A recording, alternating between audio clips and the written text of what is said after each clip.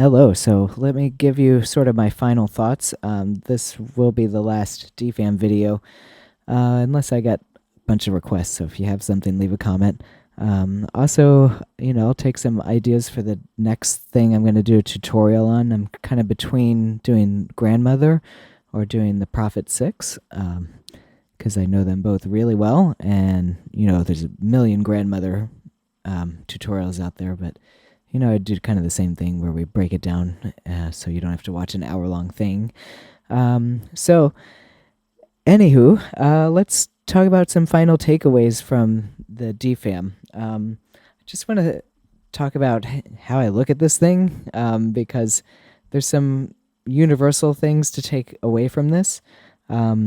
First of all is how do we morph live? So there's really important knobs to just remember about. So if you take one thing away, these are what I want you to remember is the envelope generators. So for VCO 1 and 2 on the pitch and for the frequency of the filter. So that's really how we get different sounds to come out. So we're, kick drumming away here. All we have to do to get this to a bass line is to turn down the envelope generator and turn on pitch. And all of a sudden we've got a bass.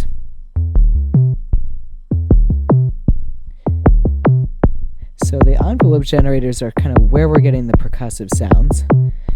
Sort of the same thing here. If we turn the cutoff down and turn the envelope generator on the filter up, you hear we get those nice clicks. Get less as we move the cutoff up because it just becomes less audible. So all things to consider. Also, we're only one switch away from a completely different sound, right? If we turn on the square wave, completely different thing. So we can ride this nicely.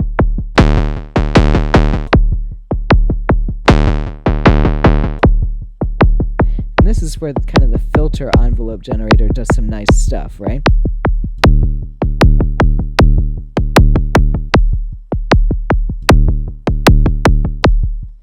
Okay.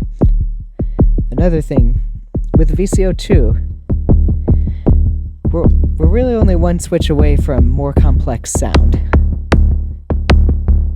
So let's go more to our bass sound. That hard sync gets us more high frequencies, and then this knob kind of becomes harmonics. This knob is sort of like our distortion. Because, in its way, FM is a type of distortion.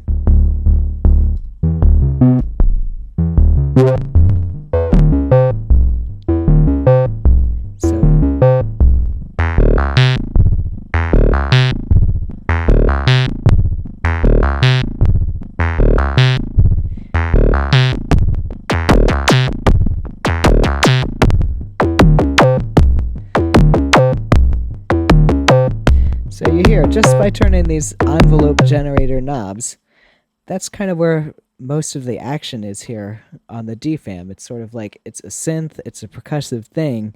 The envelope generators are kind of the secret to that. And even, in the reverse, right? Especially if we do this.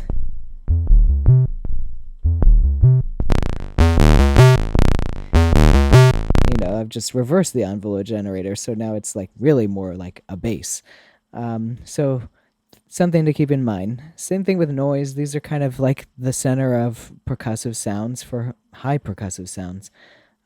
So that's all. These, the inputs and outputs over here, this makes it great to integrate into a Eurorack system or to play with itself. We've done a lot of videos about that.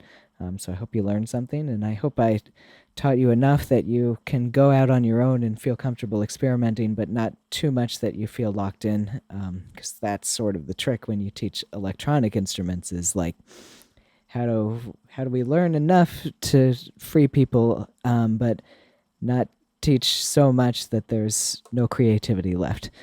So I hope we've achieved that, and I'll see you guys on the next videos. Take care.